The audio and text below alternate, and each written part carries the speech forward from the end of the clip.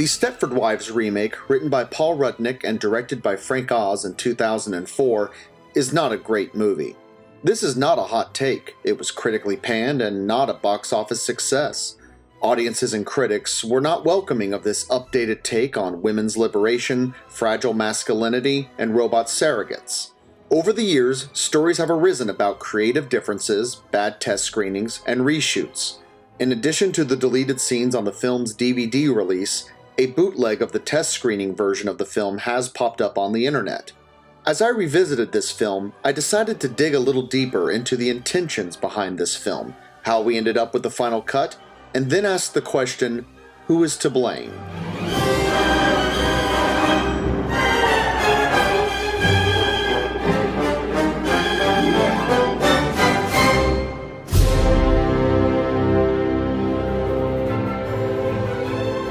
It was Scott Rudin's idea, I believe, and Scott asked Paul to write it. I got a call one day from the producer, Scott Rudin, who said that the rights to the original material, to the Stepford Wives, had become available. I went back, I read the book by Ira Levin, which is a wonderful novel. I watched the original Stepford Wives, and my main concern was to do something different. I thought, no, since the original movie is quite fine, there's no point in merely duplicating it. From the beginning, the intention was clear. This adaptation would not be a horror piece like the original novel or 1975 film. It would be a dark comedy woven with social satire. No regrets? None. Well, what? Get the cigarette lighter. Spend the money. What drew me to the Stepford Wives and to the challenge of updating the material was that sense that it combines satire and a thriller and the battle of the sexes. Well, the missus.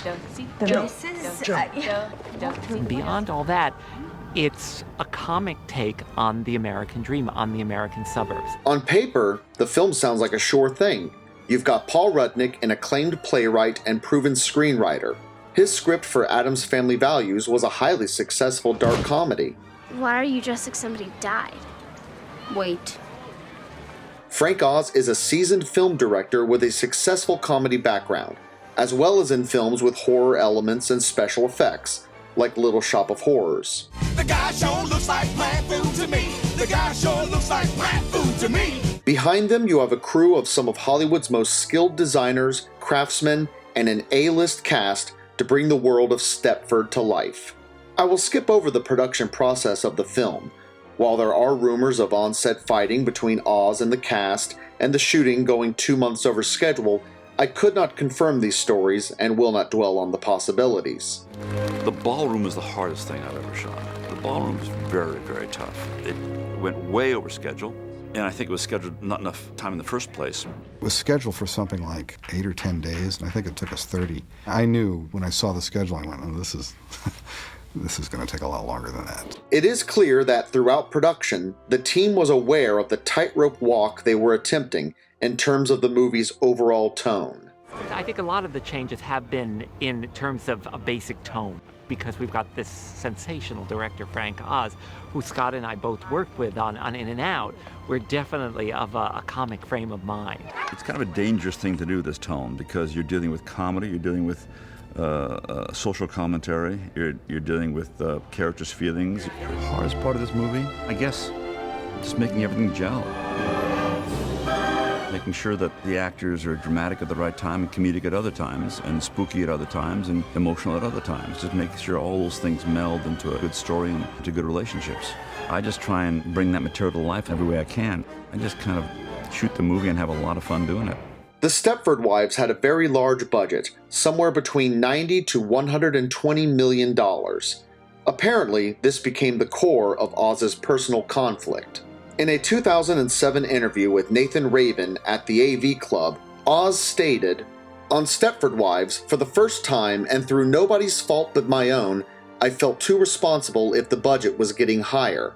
I tried to play it safe in decision-making, as opposed to following my gut, subversive instincts." While these comments most likely apply to the entire production process, they also took root in the focus group testing of the film. In the same AV Club interview, Oz said of focus groups, "Sometimes I listen to them, sometimes I don't. I think the process is great, as long as you don't use it as gospel, as long as you go with your instincts at the end of the day. Frank Oz's commentary for the film has many insights on how focus group testing determined the final shape of the film. In his comments, we learn that, through the testing stage of this darkly comedic suspense film, the audience had one repeating problem: the comedy. This scene in the hospital was originally meant to be much funnier.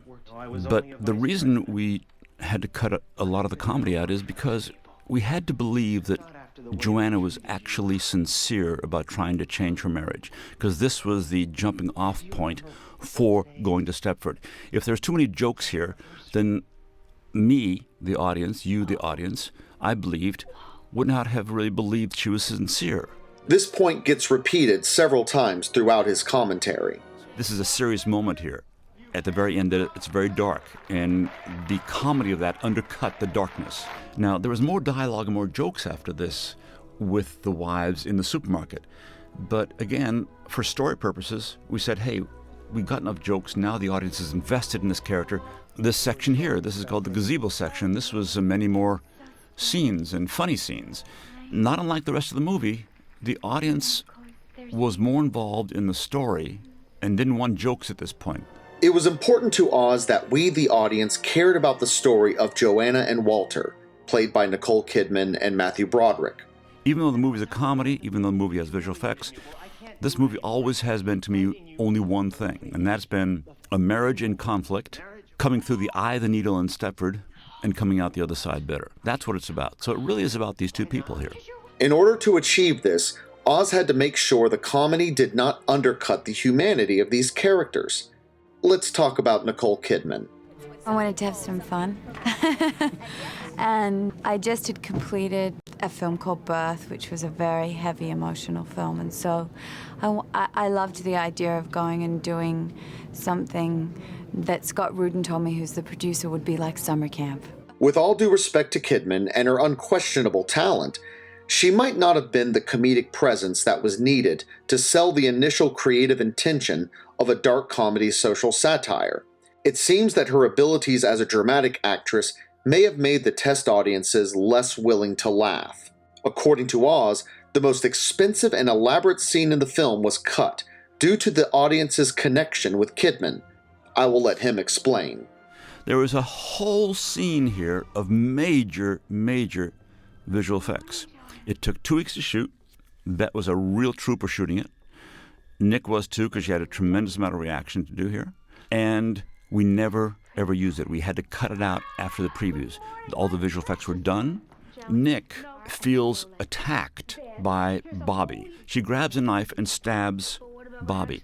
It causes a short circuit, and it causes Bobby's robotic functions to go all haywire, which means that all of a sudden you see a whisk coming out of her finger. You see a vacuum tube coming out of her arm. You see music coming from her stomach, from a speaker, her head spinning off. All these things we shot in 2 weeks, and I think it probably took about 7 months for the visual effects house, Scotty Suter and Tippett to do.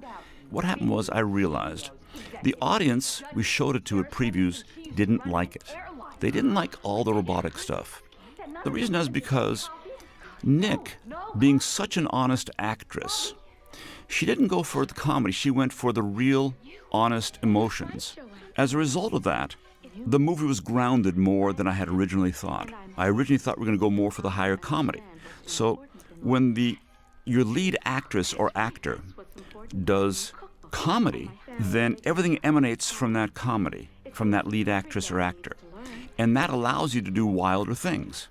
But now the lead actress was so honest an actress that she grounded the whole movie, and you cared about her and her relationship with her husband, which is wonderful. But that also caused us to ground it to the extent that we couldn't go higher and go for the wild visual effects. This is not a slight towards Kidman or her talent. I do believe that the audience's preconceived awareness of her as a dramatic actress may have hindered their ability to buy her in a high-concept comedic situation. But Oz also touched upon another point in that commentary. The audience we showed it to at previews, they didn't like all the robotic stuff. This next part is me reading between the lines. but I think the test audiences did not like the robotic stuff in the whole movie, and the filmmakers cut around it as much as possible. A tough task when that's the entire plot of your film. And we had Mike say, "Good night and thank you for visiting Stepford." And we took it out, and I'm always sorry we took it out because the audience felt it was a little creepy, and I'm sorry I took that out because I thought it was a wonderful ending. Good night, and thank you for visiting Stepford. The deleted footage has many extended scenes and additional shots of robot hijinks. My opinion here, because the audiences connected with the suspense and dramatic aspects of the story and did not connect with the comedy, the audiences rejected the robot hijinks. These deleted robot scenes are very broad and played for comedy, but instead of laughing, the audiences were instantly sympathetic for the women and uncomfortable at the idea that they had been replaced and probably killed. The film's original ending was also changed. According to bootlegcomparisons.com, this ending had Joanna and Walter leaving Stepford. Joanna asks the robot Stepford Wives if they will be fine, and they say yes. Walter asks Joanna if she would ever want him to become a robot, and she says no. As they drive off, the Stepford Wives wave them goodbye. Roger notices that Bobby is glitching. He smacks her, and she returns to normal. Goodbye! Goodbye! Goodbye! See ya! Here's what Oz has to say about this ending. We had an original ending that was not 6 months later. We had an original ending where everybody was happy and saying goodbye to each other in front of the house, and Nick and Matthew and the kids and the wives, and it was really sweet and all that warmth and saying goodbye, and I almost vomited. I thought it was just so damn warm. So we changed things, and Paul wrote this. And I think it was important because it wasn't full of warmth and cuddliness, but it had some hard joke, and it also showed Roger and Bet back the way they used to be. And I think that's important because I think that's what the audience enjoyed, this threesome together here. And not the new Roger, not the new Bet, but the old Roger and the old Bet. While Oz states that the original ending was too sappy, he also states that the audience wanted to see the old Roger and Bobby, played by Roger Bart and Bette Midler. I think this was the bigger point. The original ending, with Bobby glitching and Roger's robotic arm extension, was just a reminder to the audience that these were not the real characters. They're just robots. They are not real. While that could work as a happy ending in a darkly comedic satire, it does not work as a happy ending in a suspenseful character piece. While this film still has comedic aspects, in my opinion, it no longer has enough to be a comedy. It's a painting again. The finished product is neither fish nor fowl. This film wanted to have horror and comedy. These are two difficult genres to combine if you want people to take the horror seriously.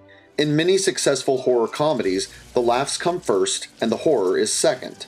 Both Addams Family Values and Little Shop of Horrors use camp to intertwine horror and comedy. Both films exist in a heightened reality. Little Shop goes out of its way to look like it was filmed on a soundstage. Despite its fantastical plot, the Stepford Wives want you to believe this is happening in the real world.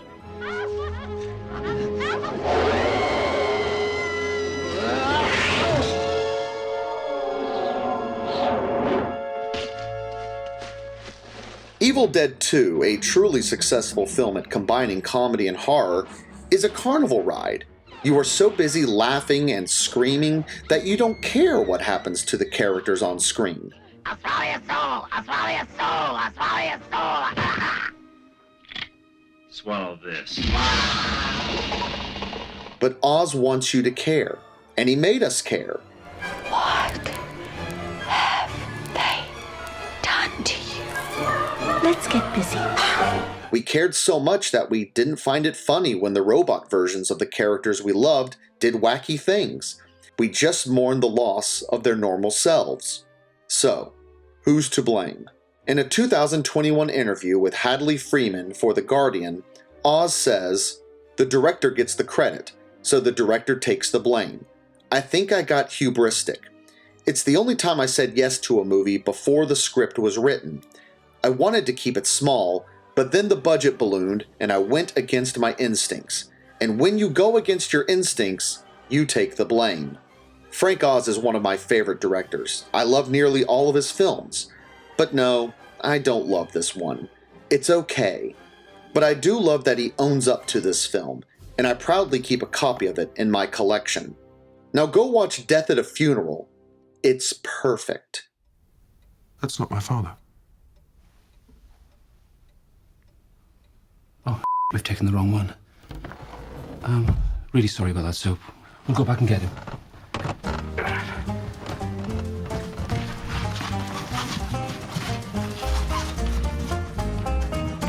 Jesus.